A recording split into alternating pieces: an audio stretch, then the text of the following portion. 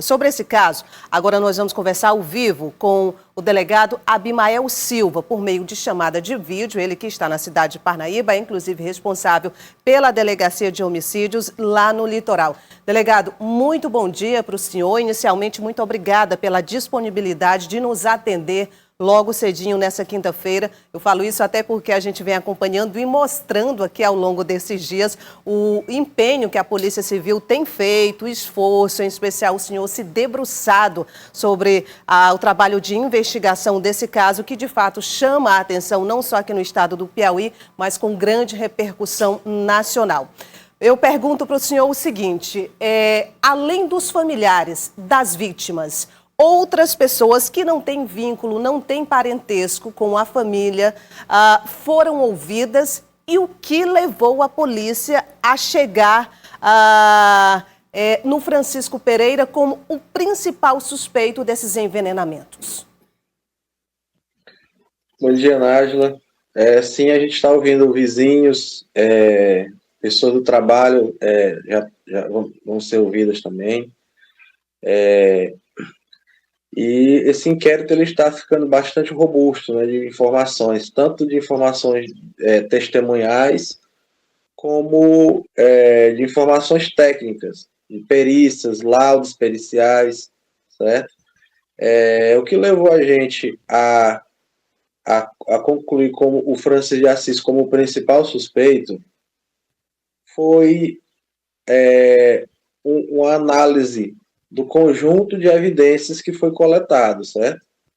Tanto da prova pericial, que foi essencial para a gente entender o que aconteceu naquele dia, e aliado ao ativo de todas as testemunhas, que principalmente as que estavam dentro da casa e as que participaram da preparação do alimento, certo?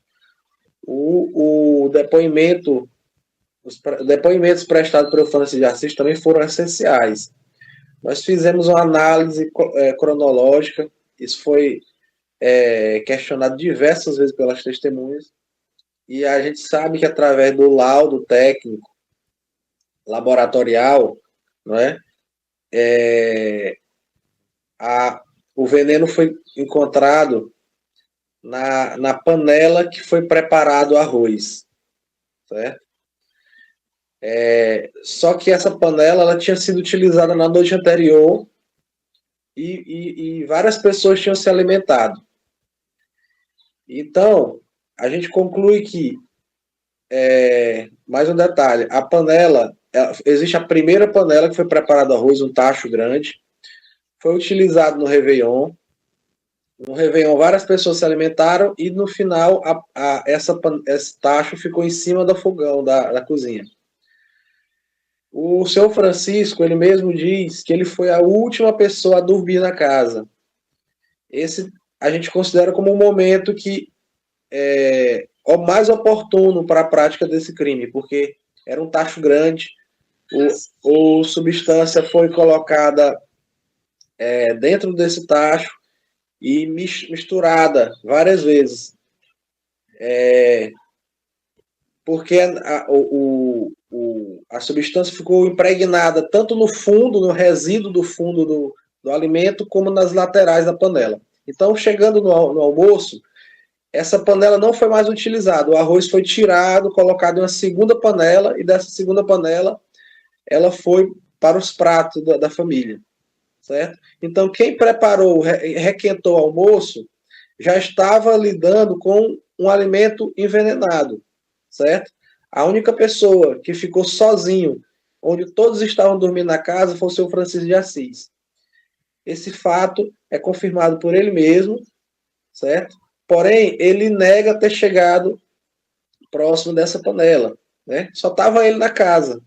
Não tinha ninguém para confirmar se ele chegou ou se ele não chegou, certo? Ele entra em contradições várias vezes, né?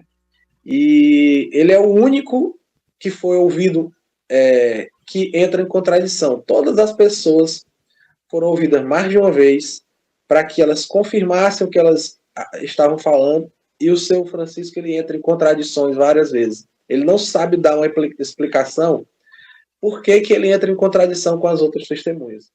Ele disse que esqueceu, ele disse que pode estar com sono, ter ingerido bebida alcoólica, né?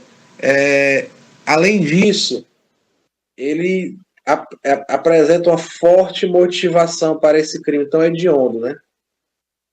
Ele tem... ele mesmo deixou bem explícito que ele tinha um desprezo completo pelos filhos, pelos enteados dele, filhos da companheira, em especial a Francisca Maria. É um desprezo, assim, é um ódio tão explícito nos depoimentos que ele não consegue esconder isso, sabe? Ele explana de uma forma tão emotiva essa raiva, essa situação que ele tinha em relação a eles, que até deixou a gente surpreso quando foi feita as oitivas dele. Aqui um depoimento dele dura mais de 3 horas. Todos os depoimentos, né?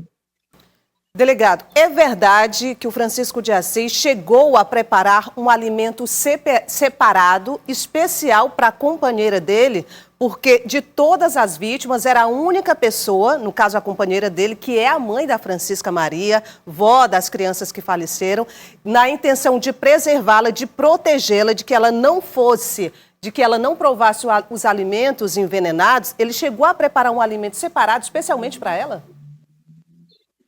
Sim. A companheira dele, a Maria, ela ficou deitada, né, a maior parte do tempo, porque teve uma festa de Réveillon e, segundo ele, segundo ela e segundo os filhos dela, ela estava com dor de cabeça e indisposta, né? E o Francisco, ele fez um frango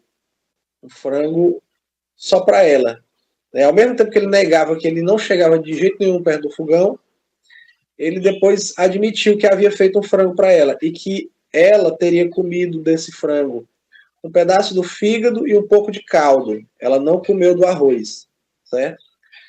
A gente acredita que, como ela era a única pessoa que ele tinha ele se relacionava bem dentro da casa, ele queria poupá-la, né? Delegado. Essa informação já é admitida até por ele, de que ele fez o frango, certo? Para ela. Delegado, o senhor mesmo passou durante a coletiva a informação de que ele foi conduzido também, assim como as demais vítimas, para o hospital para receber atendimento ali logo depois que os sinais foram manifestados por todas as pessoas que comeram o alimento. Primeira pergunta que eu faço para o senhor agora. Ele chegou também a se alimentar, a comer esse arroz que estava envenenado? E a outra informação que o senhor passou é que ele foi para o hospital numa viatura da polícia e somente minutos depois, já dentro da viatura, foi que ele teria dito que estaria passando mal. Realmente, ele estaria passando mal? Foi mais uma desculpa que ele deu? De que forma a polícia tem avaliado esses pontos? Bom, quanto à relação, se ele ingeriu ou não alimento envenenado, nós estamos esperando os laudos que foram coletados sangue de todos, né? E vai indicar.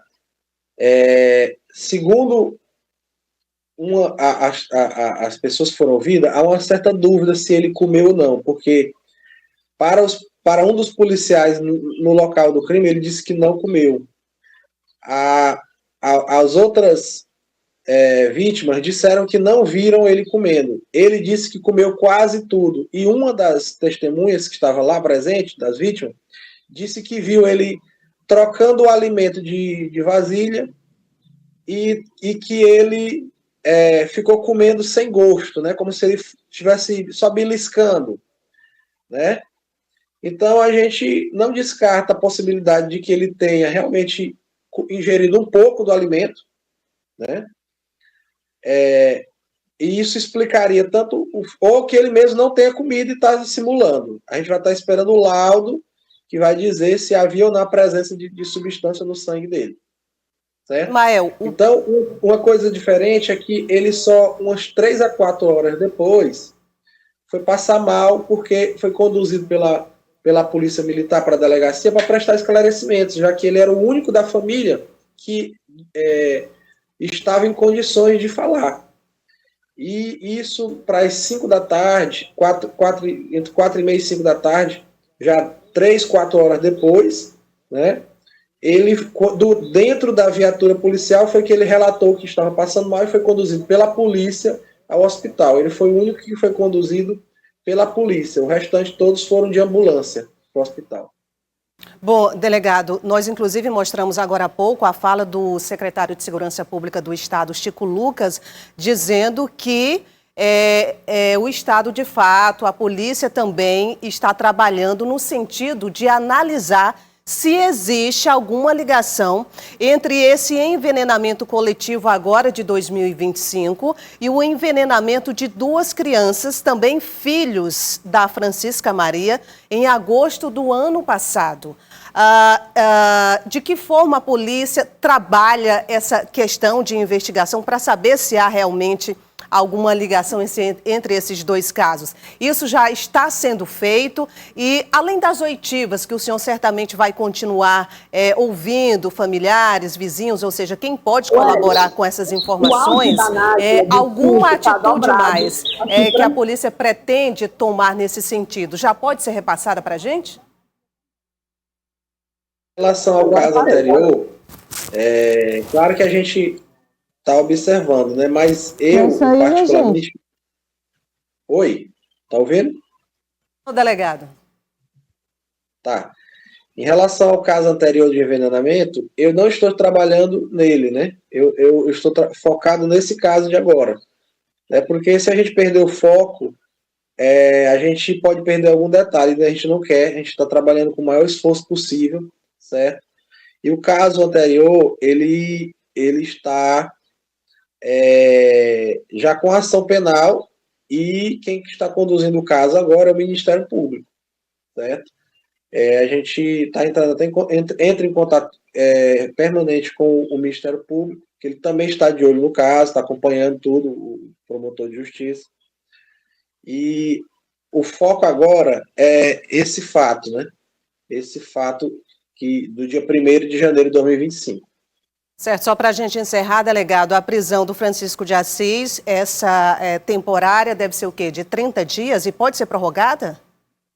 Isso, é só para deixar claro também para todo mundo que essa prisão, ela é uma prisão permitida pela lei para investigar. Em alguns casos especiais, né, a lei permite uma prisão para se investigar, quando ele é indispensável para a investigação, para o inquérito policial, que é o caso da prisão temporária, certo? Por quê? Porque como há uma suspeita de que eu mesmo possa ser o autor do crime, e ele estava em convívio direto com as vítimas, o afastamento dele desse local é a coisa mais sensata a se fazer, certo? Além disso, evitaria uma influência em relação aos outros familiares, certo? Que agora a gente está sentindo que eles estão mais abertos para falar sobre a relação dele da relação intrafamiliar, e isso permite também a polícia trabalhar de uma forma mais cômoda, porque a gente tem um prazo de 30 dias, podendo ser prorrogado por mais 30, certo? Ok, delegado Abimael Silva, presidente desse inquérito que apura todos os fatos, todas as informações, responsável pela investigação do envenenamento de 9 pessoas na cidade de Parnaíba no dia 1º de janeiro deste ano.